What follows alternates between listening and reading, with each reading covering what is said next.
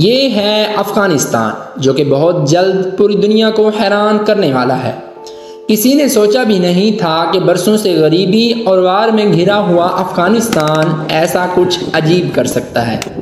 افغانستان دنیا کی سب سے بڑی آرٹیفیشل نہر بنانے جا رہا ہے، جو افغانستان کی تقدیر بدل دے گی۔ 285 کلومیٹرز لمبی اور 500 فیٹ چوڑی اس نہر کا نام ہے کاش ٹیپا کنال۔ اس نہر کو بنانے کے لیے افغان گورنمنٹ نے کسی سے کوئی ایڈ یا کوئی انجینئرز نہیں لیے، اور آج جب آپ یہ ویڈیو دیکھ رہے ہیں تو قریباً 100 کلومیٹر تک اس نہر کی کھدائی بھی ہو چکی ہے۔ لیکن افغانستان کو آخر اتنی لمبی نہر بنانے کی ضرورت کیا پڑی، اور ایکسپرٹس یہ کیوں کہہ رہے ہیں کہ یہ پروجیکٹ افغانستان کو اکنامکلی ٹرانسفارم کر دے گا؟ آئیں جانتے ہیں ان سب سوالوں کے جواب اس مختصر ویڈیو میں۔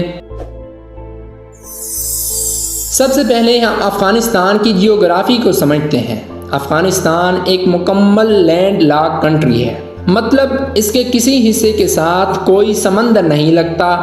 افغانستان کے ایسٹ میں پاکستان، ویسٹرن سائڈ پر ایران، ناردرن سائڈ پر ترکمانستان، ازبکستان اور تاجکستان ہے، جبکہ نارتھ ایسٹ میں افغانستان ایک چھوٹا سا بارڈر چائنا کے ساتھ بھی شیئر کرتا ہے۔ تو افغانستان مکمل طور پر دوسرے کنٹریز میں گھرا ہوا ہے۔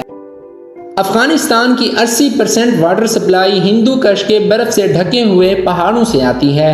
افغانستان میں 4 بڑے دریا ہیں جن سے افغانستان کو پانی ملتا ہے۔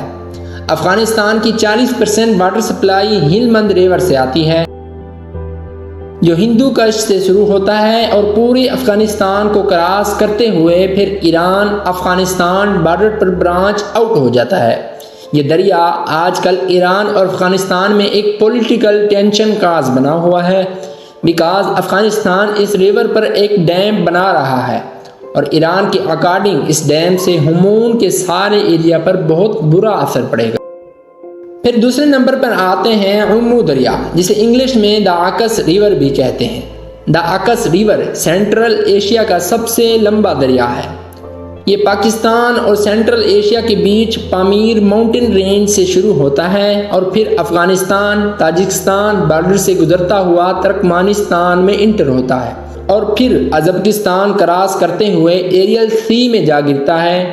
یہی وہ ریور ہے جس پہ کاش ٹیپا کنال بنائی جا رہی ہے۔ اس کے علاوہ پھر افغانستان کی باقی واٹر سپلائی کابل، ہری رود اور پنج ریور سے آتی ہے۔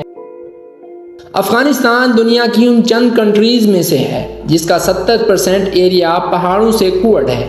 افغانستان کے صدر اینڈ ریجن میں ایران اور افغانستان بارڈر کے ساتھ ریگستان ہے، تو بیسیکلی قندھار سے نیچے یہ سارا ایریا ڈیزرٹ ہے۔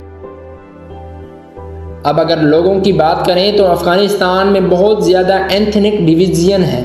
افغانستان کی ٹوٹل پاپولیشن کی 42% پشتونز ہیں، 27% تاجک، 9% ہزارہ اور 9% ہی اسپیک ہیں، اور پھر باقی احمد، ترکمانی اور بلوچی وغیرہ ہیں۔ اگر ہم ہسٹریکلی دیکھیں تو افغانستان سینٹرل اور ساؤتھ ایشیا کا شاید سب سے امپورٹنٹ کنٹری ہے، بیکاز یہیں سے مغل تاریخ، غزنوی، ابدالی اور خلجیز سب کانٹیننٹ میں آئے۔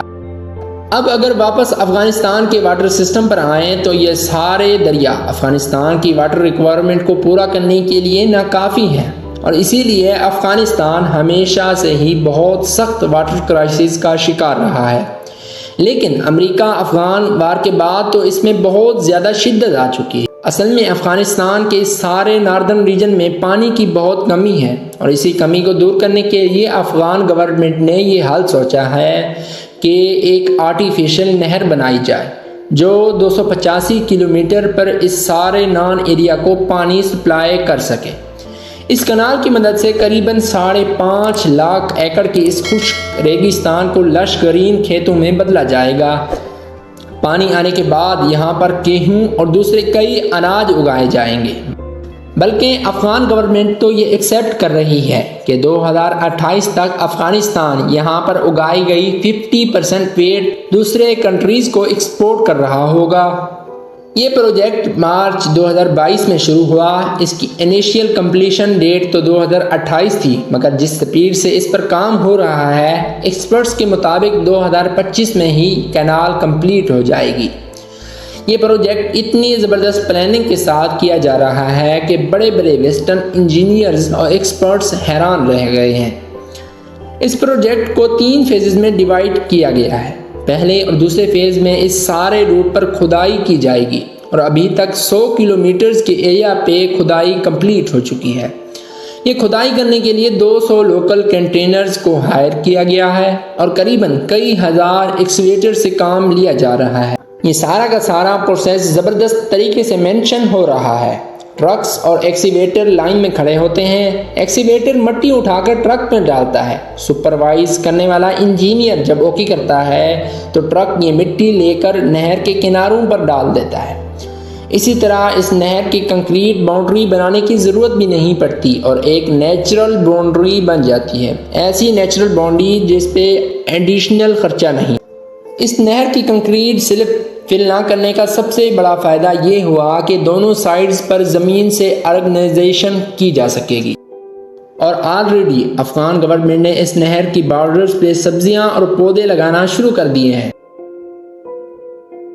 یہ کھدائی کمپلیٹ ہونے کے بعد یہاں پر سے واٹر پمپس کے ذریعے قریباً 5 کلومیٹر کے ڈسٹینس پر سارے کھیتوں تک پانی پہنچایا جائے گا۔ ایک اور کمال چیز یہ کی گئی ہے کہ ان کھیتوں میں ٹیوب ویلز کے اوپر سولر پینلز لگائے گئے ہیں تاکہ ان ٹیوب ویلز اور موٹرز کو چلانے کے لیے بجلی کی بھی ضرورت ہی نہ پڑے۔ اس پروجیکٹ کو لے کر کافی میڈیا پر پروپیگنڈا بھی کیا گیا تھا۔ ایسی رپورٹس بھی آئیں کہ کنٹینرز کو ٹائم پہ پیسے نہیں دیے جا رہے، مگر حقیقت اس سے بہت ڈیفرنٹ ہے۔ سب لوکلز اس پروجیکٹ سے بہت خوش ہیں۔ سب سے پہلے تو ہزاروں لوگوں کے لیے جابز کریٹ ہوئی ہیں۔ دوسرا، ہم نے جب اس پہ تھوڑا ڈیپ ریسرچ کیا تو یہ چیز بھی سامنے آئی کہ کنٹینرز کو اگر ٹائم پہ پیسے نہ ملتا تو یہ پروجیکٹ اتنی سپیڈ سے آگے نہ بڑھتا۔ اس کے علاوہ جوشان بلخ اور دوسرے علاقوں میں رہنے والے بھی بہت زیادہ خوش ہیں، کیونکہ اب ان کے ایریا میں پانی آئے گا جس کے بعد وہ کھیتی باڑی کر سکیں گے اور کھانا اگا سکیں گے اور پیسے کما سکیں گے۔ اب جو کنٹری پچھلے 40 سال سے جنگ کی آگ میں چل رہا ہو، اس کے لیے اس سے بڑی چیز اور کیا ہو سکتی ہے۔ ہم بھی یہی چاہتے ہیں کہ افغانستان اب فائنلی اکنامکلی ڈیولپمنٹ پر زور دے۔ جو کچھ پچھلے 40 سال میں افغان لوگوں نے برداشت کیا، اب وہ فائنلی یہ ڈیزرو کرتے ہیں کہ کچھ انہیں بھی تھوڑا سا سکھ ملے۔ یہ ہیں وہ سارے سورسز جہاں سے ہم نے اس ویڈیو کے لیے کنسلٹ کیے ہیں۔ اب آپ سے ریکویسٹ ہے کہ اس چینل کو سبسکرائب ضرور کر لیں تاکہ آپ کو ہر آنے والی نئی ویڈیو کی نوٹیفیکیشن ملتی رہے۔ نیچے کامنٹس میں اپنی اوپینین ضرور شیئر کریں۔ ملتے ہیں نیکسٹ ویڈیو میں ایک انٹرسٹنگ ٹاپک کے ساتھ۔ تب تک کے لیے اجازت دیں۔ اللہ حافظ۔